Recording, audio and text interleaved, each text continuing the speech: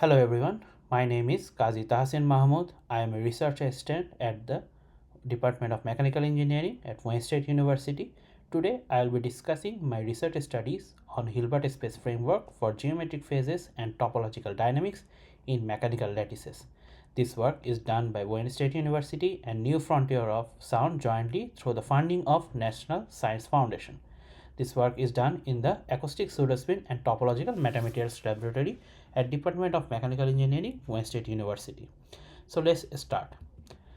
So what is topology? Topology is basically the study of any materials which does not change its geometric properties due to the addition of any deformation, noises or vibration in the system. Through this, we can show the topological mechanics for any kind of system. Topological mechanics has become important because band topology can explain robust wave behavior. In order to study these topological systems, we choose an acoustic SSH model. An acoustic SSH model also does not change its geometric property with the addition of any kind of deformation in the system. We want to study how this acoustic SSH model can show a robust behavior in the quantum inspired system. That means how much Hilbert space or any kind of quantum space we can explore through this acoustic SSH model. This study is basically built on that one. So the lattice response can be viewed as a superposition of modal states. So what is this acoustic SSH model? Acoustic SSH model is an infinite system of mass and spring system. So a mass is connected with another mass and there is a spring in between this one. So this infinite system can be built with different number of masses and different number of springs or their stiffness. So at first we wanted to start from the very core, which is a 2 mass unit cell. So that means a mass is connected with another mass through one stiffness and the second mass is connected with the first mass with another stiffness spring. So it is an infinite chain with 2 mass unit cell. So we choose or we calculate the wave motion through the mass spring equation of motion, and we can calculate the traveling wave solution from the system. As it is an infinite chain, so it shows the band dispersion solution. So for this 2 mass unit cell, we will have 2 branches. One is called the acoustic branch, another one is the optical branch. So what is this acoustic and optical branch? Any 2 mass system can vibrate at 2 different modes. So one mode is in the lower energy region, another mode is in the upper energy region. So that means the acoustic branch is showing its lower energy levels and optical branch is showing its higher energy level. We want to study how these acoustic branches or optical branches in the lower and higher energy region can show its effects in the Hilbert space. And in order to show that, we create the superposition basis of the mass unit cells, mass spring unit cells. Any kind of system like a mass spring system always will show the amplitude of the system and a phase or frequency or wave number in the system. So this 2 mass unit cell also shows amplitude and wave number and frequency in the system. So this is one of the case where how we can represent the system through its amplitude, but we can also represent it in the basis of the modal basis. That means alpha E1 plus beta E2. So what's this E1 and E2 represent? So this in any kind of mass spring system, it has if it is a 2 mass unit cell, that means it will show 2 different eigenmodes in their natural mode frequencies. In the first natural mode frequency, you will see both of the masses are moving in the same direction. That means they have phase difference of 0 and we can call it in phase mode. And if as it is in their first eigenmode, their amplitude are same, so we can call it as 1-1 mode. And if it is on their second eigenmode, that means both of the masses are moving opposite to each other. So it will have the same amount of amplitude, but their directions are different, which is we are calling out of phase mode 1-1. So this E1 and E2 is representing the basis of that specific vibration. Let's say we take a quantum beat. A quantum beat will have two pure states. One is the cat 0, another one is cat 1. Cat 0 represents 0-1 and cat 1 represents 1-0. This is the basis of the pure state of the quantum beat. in our case, we are showing this in an elastic structure, so we are calling it as an elastic beat. So elastic beat will also have two basis state. So one basis state is the E1 and another basis is the E2. So if the system is vibrating at its first eigenmode, then we will have only the E1 mode. That means alpha is 1 and beta is 0. We will only vibrate the system in E1 state.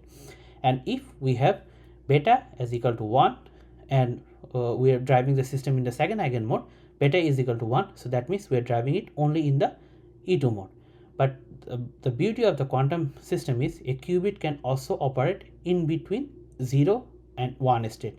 That means our elastic beat can also operate in between E1 and E2 state. With the combination of alpha and beta value, we can have a lot of state in the system. So now let's see how this acoustic model can show this alpha and beta variations. So in the case of the acoustic branch, we will have two conditions. One is the trivial one, another one is the non-trivial one.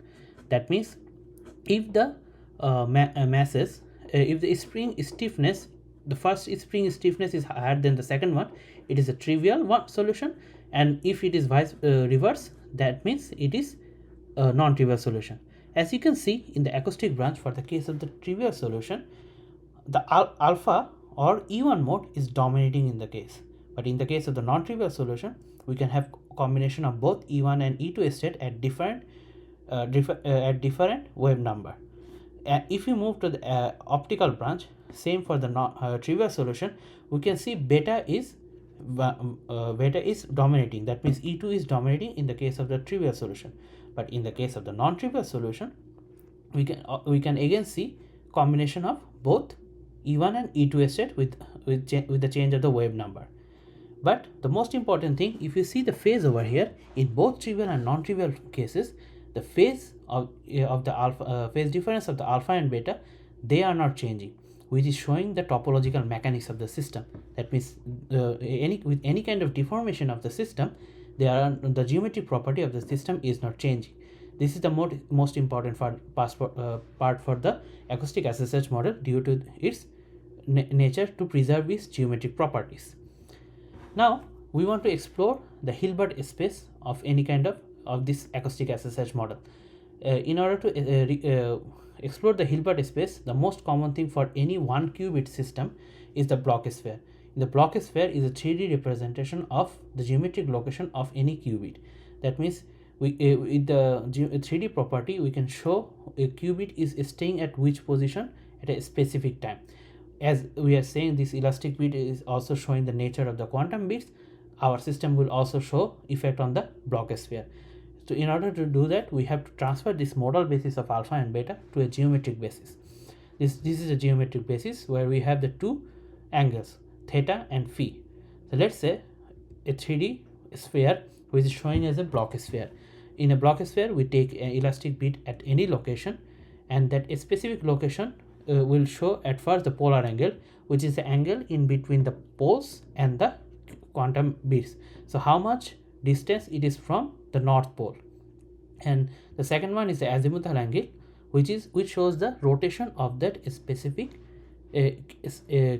specific elastic beat from any superposition of a state. So with this we can show the Bloch sphere navigation of any elastic beat.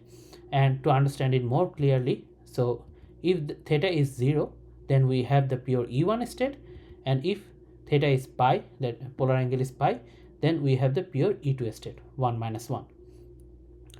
Now for the case of the time independent stiffness, we can see how this Bloch sphere is explored for the case of the trivial and non-trivial case. As you can see, in the trivial case, we are only navigating one region of the Bloch sphere. Both are navigating in only one plane, but in the case of the trivial solution, we are only moving in the upper region of the Bloch sphere. But in the case of the non-trivial solution, we can explore a lot of region of the Bloch sphere, which shows a lot of combination of the superposition of states for any elastic beat or any type of similarity in between the quantum beats. So this non-trivial solution shows a lot of superposition of states for any kind of quantum inspired computing system. So that means a lot of computing power. Now, as we are saying it is a quantum inspired system, that means it will also show a logic gate operation. Quantum logic gates are important because it has also property of reversibility. That means any unitary matrix can take the qubit from one position to another position, and again applying it to the another position, it comes back to the previous position. So for the non-trivial case, we can show some gate operations over here. First one is the Pauli Y gate. Pauli Y gate, what it does, it takes a system from E1 state to E2 state, and it adds a phase in the system. So with our non-trivial solution, we can see the Pauli Y gate operation, which is moving from E1 state to E2 state and also adding a pi phase. Now, next up is a combination of a state. So if we want to move to the one pure mode to the combination of the two modes, so that's in order to do that, we apply a Hadamard gate in the E1 state. Hadamard gate takes one state and it puts it into the combination of E1 and E2 state altogether. And then if we apply in the combination of the two states a S gate, it adds a pi by 2 phase in the system. So with this, we can move from E1 state to E1 plus E2 state to E1 plus IE2 state. So with the combination of Hadamard gate and S gate, we are adding a superposition of states, superposition of the two states, a combination of the two states to also a phase over here. So with that, we can navigate from E1 state to E1 plus I2 state through quantum analog logic gate operation also. Now, any kind of topological mechanics system, it also shows one property through the, like if we take any qubit and if we move around the system to a different location and come back to its original place, and this moving around is adiabatically adiabatic cycle, then we can it accumulates a phase on the system. This phase is basically the geometric phase, but if it is a quantum inspired system, we call it as a Berry phase. So it moves around the Bloch sphere adiabatically. It accumulates some Berry vector from at different locations, and at the end it accumulates a Berry phase of the Berry phase in the system. And with our acoustic SSH model, we can also see this one. So in the case of the trivial solution, as you can see, this Berry vector does not change along the wave number. So that means it is not accumulating any phase, even if it is exploring the region in the Bloch sphere region. But in the case of the non-trivial solution, as you can see, at the end there is a twist of the system. This twist is changing the Berry vector from one position to another position. With that, we are accumulating a phase in the non-trivial solution. That's why in the case of the non-trivial solution, we can get a Berry phase of pi.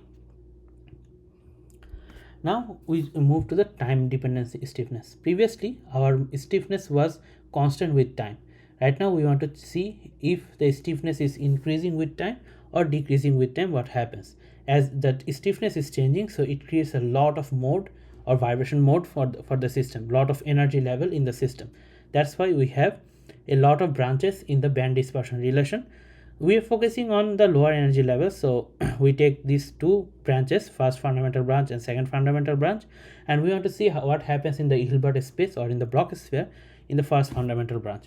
So if the stiffness of the springs, they are increasing with time, as you can see, we are not moving only in one plane of the Bloch sphere, we are moving in all the planes of the Bloch sphere. So a lot of region of the Bloch sphere we can explore due to this time dependent stiffness.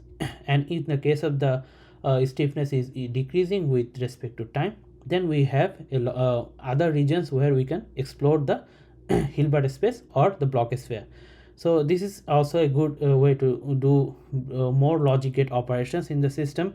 So this time dependent stiffness creates a more logic gate operation and more computing power in the system. Now we can move from the 2 mass unit cell to 3 mass unit cell. So in the case of the 3 mass unit cell, we will have 3 different regions of band dispersion relation and 3 different energy modes. So first is the acoustic branch, second is the first optical, third one is the second optical branch. We get with the band dispersion solution, we can get these branches. And because it is a 3 mass unit cell, then we have 3 modes right now: 1 1 1, 1 0 minus 1, and 1 minus 2 1. And with these 3 modes, we can calculate what is the superposition of states for that specific elastic bit system: alpha, beta, and gamma. The first one is 2 level. This one is 2 mass unit cell is 2 level. 3 mass unit cell is 3 level system. So that means a lot of more Hilbert space. Another dimension of Hilbert space is created in the system. Now we change the approach of our doing of how we are calculating. In a 2 mass unit cell is very much easy with the analytical solution. 3 mass unit cell a little bit harder, but it still can be managed. But after that 4 mass 5 mass unit cell, it will be, the analytical solution is much more tedious. So we created a molecular dynamic simulation, which is a 2-order simulation. In the first order, it calculates the band dispersion relation, and in the second order, with the specific band dispersion relation, it calculates the displacement of the wave or amplitude of that specific system. So first, with that, if we have the amplitude of the system, then we can easily calculate all the coefficient of the superposition of states, and also we can calculate the Berry vector and Berry phase of the system. So this molecular dynamic simulation is applicable for all of the applicable for all the mass unit cell that we can take. So this is one case for the acoustic branch of the triatomic unit cell, where 3 different stiffness conditions were chosen. The most important part is the phase of this system, because if you go to the other let's say first optical branch, second optical branch, we will see these phase conditions, they are preserving the system. That means with the change of the branches, our phases are still over here, and we can show topological formulation in the case of the triatomic unit cell. So this shows that we introduce the Bloch sphere framework for the acoustic SSH model. With the diatomic lattices, we can show the inversion symmetry of the quantized Berry phase or Zag phase on 0 and pi, and we can show these lattices can be created as a classical 2-level system with alpha and beta with 2 modes E1 and E2, and we can navigate the Bloch sphere through those specific modes. And with space-time modulation, we can move around different regions of Bloch sphere rather than only one plane.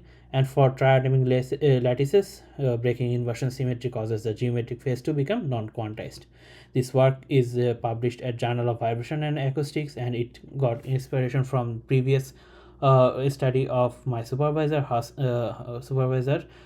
spectral analysis of amplitude and phases, and another one is the geometric phase invariance and spatiotemporal modulated elastic system. Thank you, everyone.